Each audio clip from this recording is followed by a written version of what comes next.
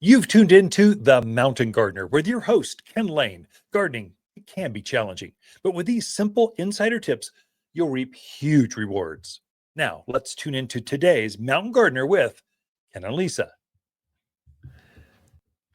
There's a kind of a checklist that I use this month in autumn, basically sometime in October. It's a big window by at least before Thanksgiving. And really, I try to get these things done before Halloween. So in the month of October is your sweet spot because the weather's so nice. It's so pleasant to be outdoors. I mean, it's just a good time to be gardening, and it makes a few tips now, makes it exponentially more effective gardening for the season to come. So plants will go through winter better, you'll have better spring growth. It'll just be easier for you. And I always start with manure of all things. I know it's just kind of weird, but I'm trying to put my manures on now so that there's time to percolate. I find folks in spring, this is when we mainly sell manure in the spring, but I find it does better when I do it now. So as soon as I get an open spot, as soon as I pull those tomatoes, cucumbers, eggplants, as soon as they get vaporized and I'm pulling those things out, I'm trying to clean things up so that the soil's exposed to cold, to the winter. And then I'm trying to put my manures on so that they have time to simmer and kind of percolate down into that garden soil. I may not till them in yet, but I'm at least putting a 2 to 3 inch layer of manure on top of that flower or vegetable bed. If you're adding some organic manures out there, that's the time to do it. The benefit's going to be it mitigates some of the salt buildup. So especially if you're using raw horse, poultry, you've got access to goat poop or whatever, that's heavy in salt. They haven't quite necessarily been broken down yet or composted. And so they're real high in nitrogen and very high in salt, which can damage new seedlings in spring. If you put it down a season ahead, it mitigates all that.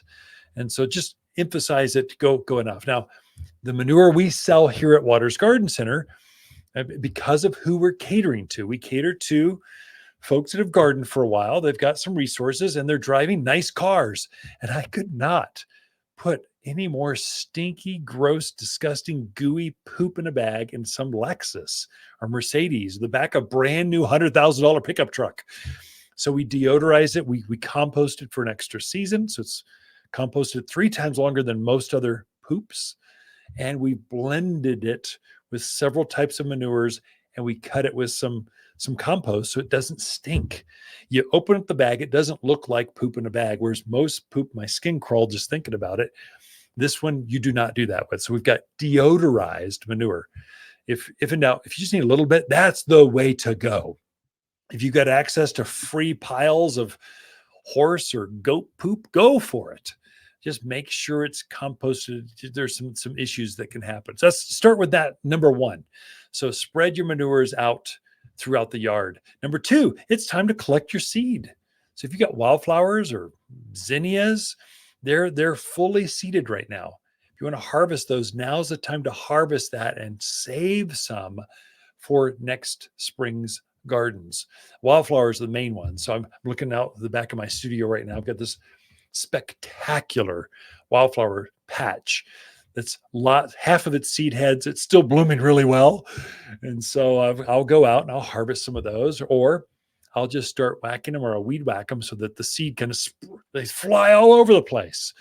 And it's a established wildflower patch enough that there's plenty left over for the birds and for next season's flowers. Clean your bird feeders. We are on the migratory path, and it's super important. So some of your backyard birds that you've named, they're going to leave, and they're going south. But there's a whole nother, the birds that are north of us, they're going to use your feeders. They're going to use your yard. They're going to help them to migrate. And so it's kind of an exciting time now through November or so. You'll see a lot of different kinds of birds. And then some birds, they camp out here in winter. You know, your robins and that kind of stuff. They like the jays, they stay here. And so you want to kind of keep them healthy.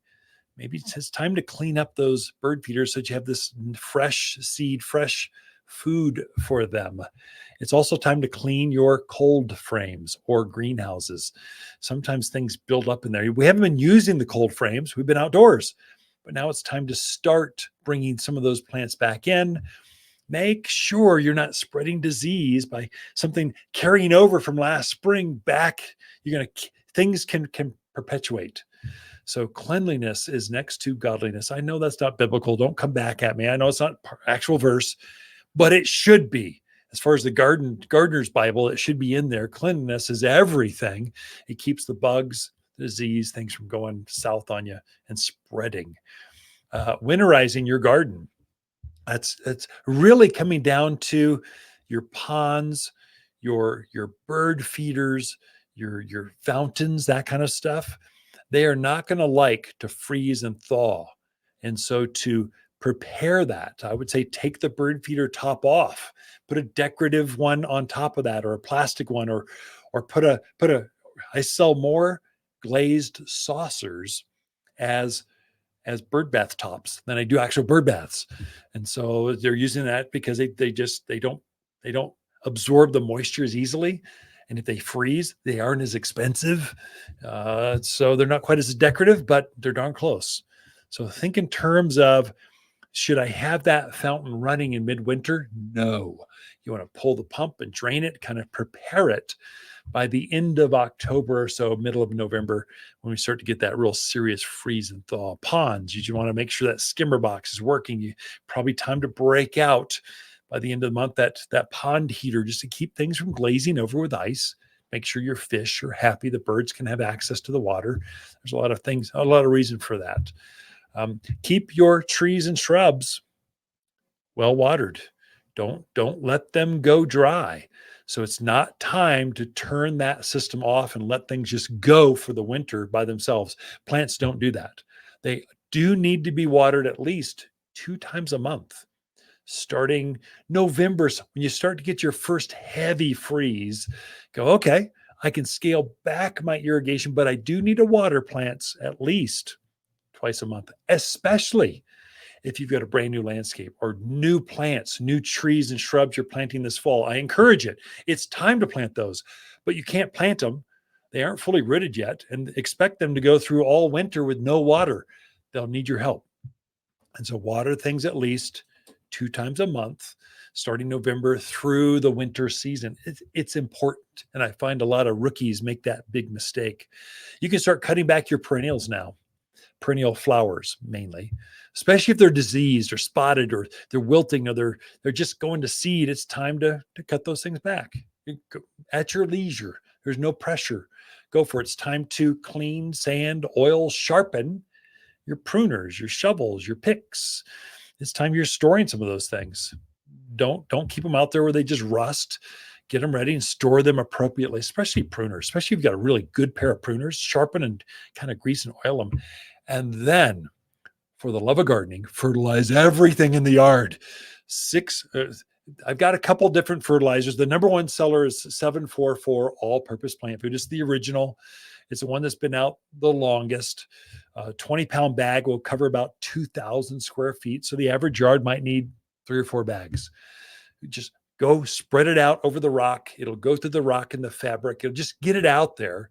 And winter, the snows and the rains and the irrigation that you have, that will slowly break it down. It will use that food to store in the root structure. So it will use that next spring. It will use that over the winter to form flower and leaf buds. That's what you get. You fertilize now for spring of next year. And then if you've got pine trees, it is important to care for those, especially native pinyon pines, ponderosa pines. Aphids are going to be thick this spring, this fall through spring. It got cool early, so they're going to go crazy, and bark beetle are going to be active. So treat your pine trees with tree and shrub drench. There's a bug killer. You do not need to be an arborist. You mix it up in a watering can, pour it right at the trunk, and the plant will take it up. It protects, it inoculates. It keeps the bark beetle, the tip borers, the aphids out of your pine trees. They're really pronounced, and you kind of treat those in the fall of the year, and it kind of it just protects all that new growth you had this spring. So fertilize and treat with tree and shrub drench. Your evergreens, especially, keep them healthy through winter. That's kind of my top to-do list. I get you a copy of that available at the garden center or next class or something. But that's your go-to top 11 things to do in the yard for a healthier fall, winter, and spring landscape. Water's October companion plants that grow well together are blaze maple, burning bush, spicy mums, and glamour kale. Few flowers are more elegant in fall than Water's Glamour Kale. The autumn colors are perfect for containers, beds, and borders. And it's so easy to grow. This unique Prescott selection is an award winner for cold hardiness, intense red, purple flowers in a frilly package. You'll find bright fall flowers here at Waters Garden Center in Prescott. For a more fruitful garden, increase success in the landscape that just feels better, then tune in daily to the Mountain Gardener podcast. Subscribe through your favorite podcast streamer or visit watersgardencenter.com. Better yet, visit me directly right here at Waters Garden Center. Thanks for tuning in.